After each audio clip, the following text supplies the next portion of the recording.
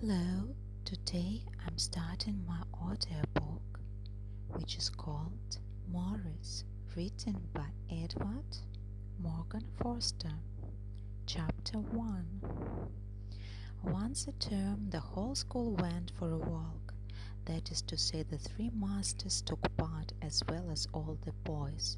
It was usually a pleasant outing, and everyone looked forward to it, forgot old scores and behaved with freedom, lest discipline should suffer.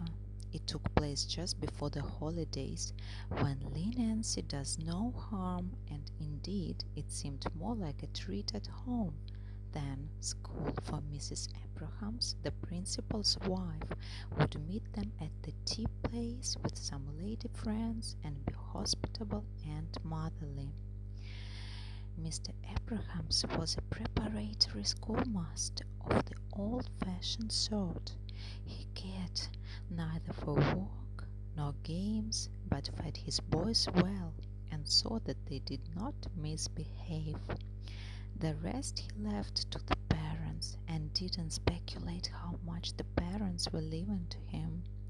Amid mutual compliments, the boys passed out into public school, healthy but backward, and receive upon undefended flesh the first blows of the world.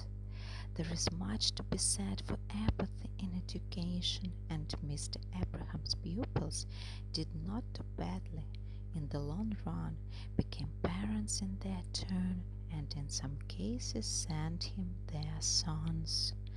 Mr. Reed, the junior assistant, was a master of the same type, only stupider, while Mr. Ducey, the senior, acted as a stimulant and prevented the whole concern from going to sleep. They did not like him much, but knew that he was necessary. Mr. Ducey was an able man, orthodox, but not out of touch with the world, nor incapable of seeing both sides of a question. He was unsuitable for parents and the dancer boys, but good for the first form, and had even coached pupils into a scholarship. Nor was he a bad organizer. While affecting to hold the reins and prefer Mr. Reed, Mr. Abrahams really allowed Mr. Ducey a free hand and ended by taking him into partnership.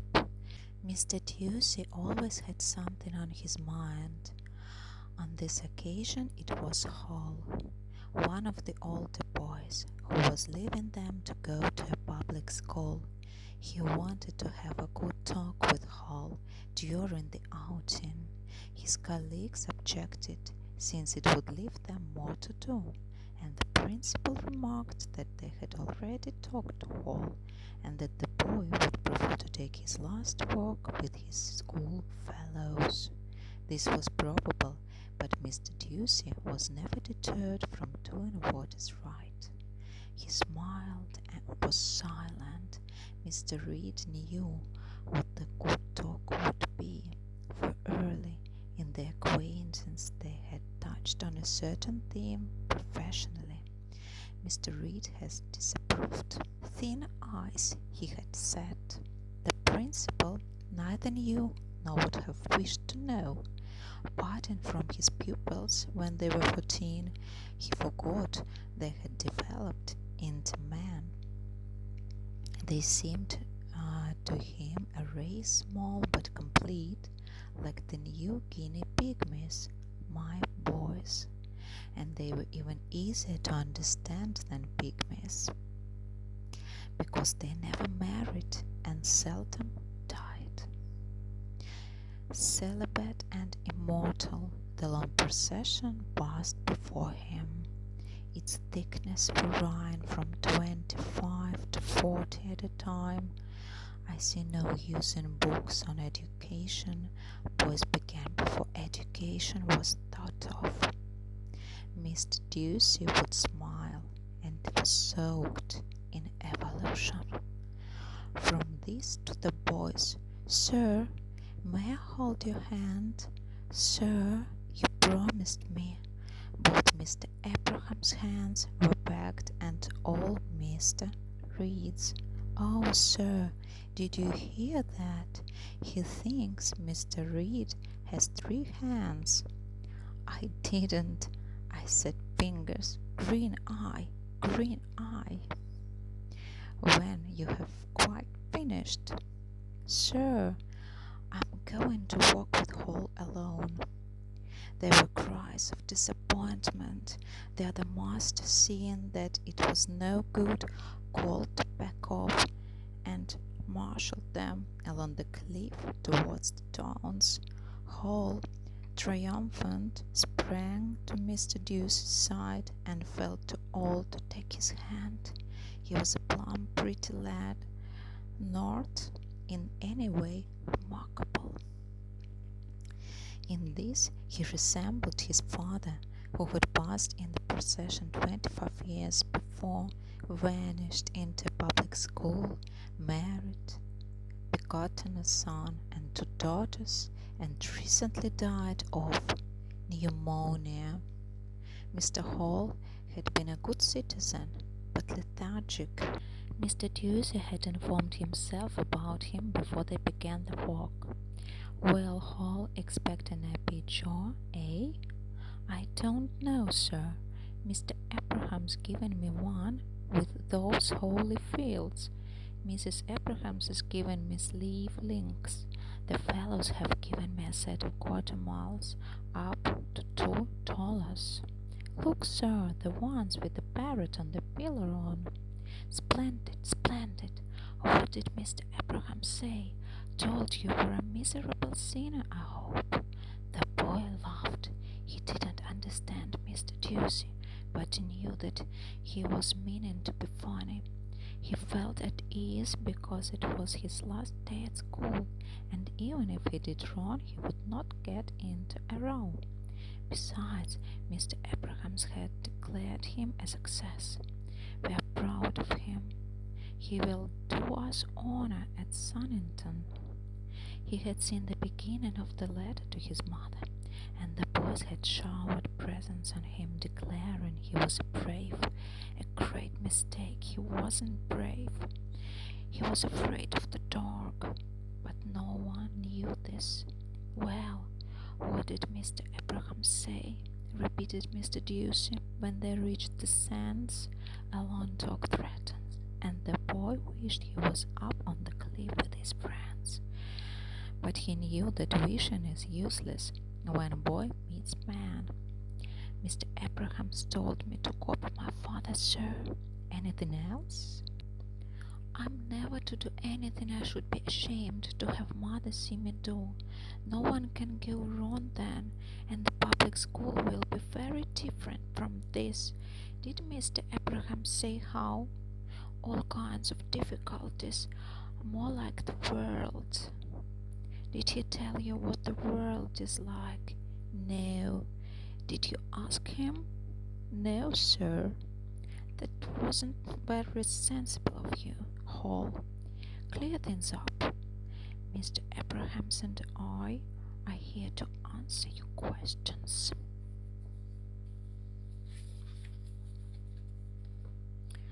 "What do you suppose the world of grown-up people, is like?" "I can't tell. I'm a boy," he said very sincerely. "Are they very treacherous, sir?" Mr. Ducey was amused and asked him what examples of treachery he had seen. He replied that grown-up people would not be unkind to boys, but they were not always cheating one another. Losing his schoolboy manner, he began to talk like a child and became fanciful and amusing. Mr. Ducey lay down on the sand to listen to him, lit his pipe and looked up to the sky. The little watering place where they lived was now far behind, the rest of the school away in front. The day was grey and windless, with little distinction between clouds and sun. "You live with your mother, don't you?" he interrupted, seeing that the boy had gained confidence. "Yes, sir." "Have you any elder brothers?" "No, sir, only Ada and Kitty." "Any uncles?" "No." "So you don't know many men?" "Mother keeps a coachman and George in the garden. But of course you mean gentlemen. Mother has 3 maid servants who look after the house, but they're so idle, and they will not mend Ada's stockings. Ada is my eldest little sister." "How old are you?" 14 3/4. "Well, you're an ignorant little beggar." They laughed. After a pause he said, "When I was your age, my father told me something that proved very useful and helped me a good deal." This was untrue. His father had never told him anything, but he needed a prelude to what he was going to say. "Did he, sir? Shall I tell you what it was?" "Please, sir, I'm going to talk to you for a few moments, as if I were your father, Maurice. I shall call you by your real name." Then, very simply and kindly, he approached the mystery of sex. He spoke of male and female, created by God in the beginning in order that the earth might be peopled, and of the period when the male and female received their powers. "You're just becoming a man now, Maurice. That is why I'm telling you about this. It is not a thing that your mother can tell you, and you should not mention it to her, nor to any lady. And if, at your next school, boys mention it to you, just shut them up. Tell them you know. Have you heard about it before?" "No, sir." "Not a word?" "No, sir." Still smoking his pipe, Mr. Ducey got up, and choosing a smooth piece of sand, drew diagrams upon it with his walking stick.